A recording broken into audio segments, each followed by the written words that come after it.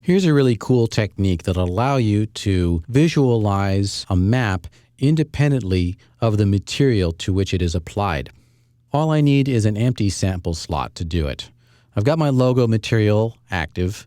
I'll just go down here and click on this bump map button and drag it up to that empty sample slot. When I release the mouse button, I get a pop-up dialog asking, do you want an instance or a copy? And as we saw earlier in the course, an instance is when something is in more than one place at a time. And that's exactly what I want here. That way, I can make changes to the map in this slot, and it will also affect the material. Instance is what I want. Click OK.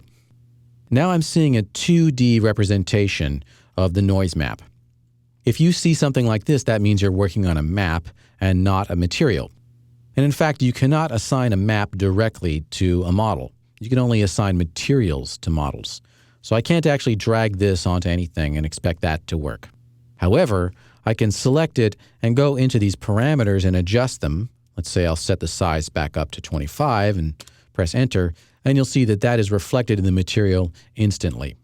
This is very helpful because you can break down a complex material into multiple sample slots and work on them independently without having to navigate back and forth up and down through the shader tree.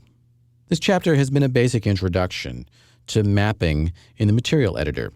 We've really only scratched the surface here, and there's quite a lot to be learned. But the 3ds Max interface is pretty intuitive, and so you'll have a lot of fun in building materials and applying them to objects in your own scenes.